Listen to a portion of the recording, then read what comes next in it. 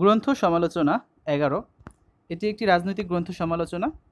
1971 ভেতরে বাইরে গ্রন্থের সমালোচনা লিখুন, অথবা বাংলাদেশের মুক্তিযুদ্ধকালীন পরিস্থিতি নিয়ে রচিত একটি গ্রন্থের সমালোচনা লিখুন। একজন লেখক তার অভিজ্ঞতা থেকে, জ্ঞান থেকে কোনো বিষয়ের উপর গ্রন্থ রচনা করেন। সেই গ্রন্থ পুরোটাই যে সফল প্রকাশ হবে তা নয়, ব্যর্থ প্রকাশও হতে পারে। সফলতা ব্যর্থতা মিলেই একে খন্দকার রচনা করেন মুক্তিযুদ্ধ ভিত্তিক গ্রন্থ 1971 ভেতরে বাইরে। লেখক মুক্তিযুদ্ধের সাথে সম্পৃক্ত ছিলেন, তবু তিনি পুরো মুক্তিযুদ্ধ দেখেননি বলা যায়।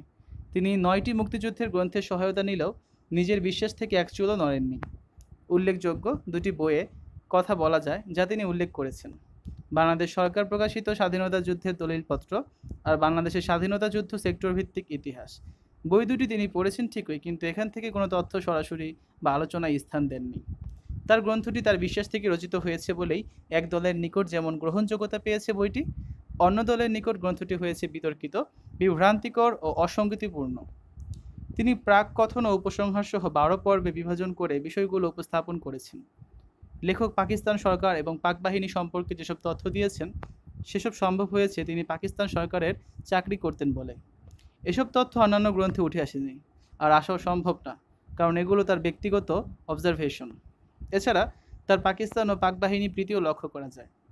যেসব বিষয় বহুল আলোচিত এবং বিভিন্ন গ্রন্থে বহুবার উল্লেখ করা হয়েছে, যেসব বিষয় সম্পর্কে বিতর্ক তুলেছেন তিনি, যেমন 7 মার্চের ভাষণ কোনো কার্যকর ভাষণ নয়। 7 মার্চের ভাষণ শেষে বঙ্গবন্ধু শেখ মুজিবুর রহমান জয় বাংলা, জয় পাকিস্তান বলেছেন।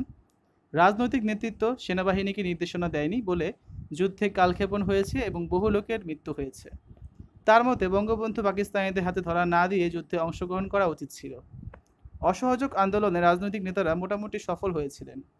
বাংলাদেশকে স্বাধীন করার জন্য বঙ্গবন্ধুর কোনো প্রস্তুতি ছিল না, থাকলে আগেই দেশ স্বাধীন হয়ে যেত। বঙ্গবন্ধু স্বাধীনতা ঘোষণা দেননি, তিনি স্বাধীনতা চাননি বলে 25 মার্চ রাতে তাজউদ্দিনের চাপাচাপি সত্ত্বেও স্বাধীনতা ঘোষণা করেননি। মুক্তিযুদ্ধে রাজনৈতিক নেতৃত্ব কোনো প্রস্তুতি নেয়নি। 25 মার্চ রাতে গ্রেফতার হওয়ার আগে বঙ্গবন্ধু কোনো আদেশ বা নির্দেশ বা উপদেশ দেননি। ভবিষ্যতে কী করণীয় তা পরিষ্কার করেননি। বঙ্গবন্ধুর কারণে অনেকে জীবন দিতে হয়েছে, বঙ্গবন্ধুর কারণে বিজয় দেরিতে হয়েছে। তিনি মনে করেন এসবই ছিল বঙ্গবন্ধুর ভুল। একজন লেখকের অধিকার রয়েছে স্বাধীনভাবে লেখা, তবে গ্রহণযোগ্য বিষয়ের উপর লিখতে গেলে সতর্কভাবে লেখা উচিত। 9 মাস ধরে ক্ষুদ্র ক্ষুদ্রভাবে যে যুদ্ধ হয়েছে তা লেখকের দৃষ্টিগোচর হবে তেমনটি আশা করা যায় না। তবে যেগুলো প্রায় সবাই জানে সেগুলো তো লেখকের জানার কথা, কিন্তু লেখকের জানার ঘাটতি রয়েছে। তিনি বিমান বাহিনীতে কর্মরত ছিলেন বলে বিমান বাহিনী ও নৌবাহিনী ছাড়া তার রচিত সকল অধ্যায়ই বিতর্কের মধ্যে পড়ে। যেমন তিনি মনে করেছেন মুক্তিযুদ্ধ একটি সেনা যুদ্ধ, রাজনীতিবিদরা কোনো অবদান রাখেননি, স্বাধীনতার ঘোষণা প্রদান তেমন গুরুত্বপূর্ণ কিছু নয়, তার কাছে মূল্য নাই অসহযোগ আন্দোলন সহ 6 দফা, 11 দফা ও আগরতলা ষড়যন্ত্র মামলার। তিনি যদি আগরতলা ষড়যন্ত্র সম্পর্কে জানতেন তাহলে তিনি বলতেন না বঙ্গবন্ধু পাকিস্তানি বাহিনীর বাঙালি কর্মকর্তাদের যুদ্ধ প্রস্তুতি নেওয়ার নির্দেশ দেননি। লেখকের নিকট পাক বাহিনীর প্রশংসা পাওয়ার যোগ্য কিন্তু কোনো ভূমিকা রাখেননি কর্নেল রব জেনারেল ওসমানী ও বঙ্গবন্ধু। লেখকের উপস্থাপনে দেখা যায় স্বাধীনতা যুদ্ধ মুক্তিযুদ্ধ নয়, গৃহযুদ্ধের স্বরূপ। স্বাধীনতার ঘোষণা এবং অস্থায়ী সরকার লেখকের নিকট ছিল স্থূল বিষয়। লেখক চরম অবজ্ঞায় দেখেছেন মুক্তিযুদ্ধ, বঙ্গবন্ধু শেখ মুজিবুর রহমান, হাজার হাজার নেতাকর্মীদের 23 বছরের জেল জুলুম, সংগ্রাম, আত্মত্যাগ, ভারতের অবদান ও বাঙালির অবদান। লেখক একে খন্দকার 42 বছর পর গ্রন্থটি লিখেছেন। এত বেশি সময় নিয়ে গ্রন্থটি রচনা করেছেন ঠিকই, কিন্তু নিরপেক্ষ অভিজ্ঞতার ছাপ গ্রন্থটিতে রাখতে পারেননি। যদিও তিনি ভূমিকায় বলেছেন মুক্তিযুদ্ধের প্রায় 42 বছর পর আমি বইটি লিখছি, তাই বইটিতে তথ্য উপস্থাপনের ক্ষেত্রে আমাকে যথেষ্ট সতর্কতা অবলম্বন করতে হয়েছে। আমি এই বই লেখার জন্য উদ্বুদ্ধ হয়েছি মূলত তরুণ প্রজন্মের ইতিহাস জানার আগ্রহ থেকে। তারা মুক্তিযুদ্ধের ইতিহাস জানতে চায়, অথচ সঠিক ও নির্ভরযোগ্য তথ্যের অভাবে তারা বিভ্রান্তিতে পড়ে যাচ্ছে।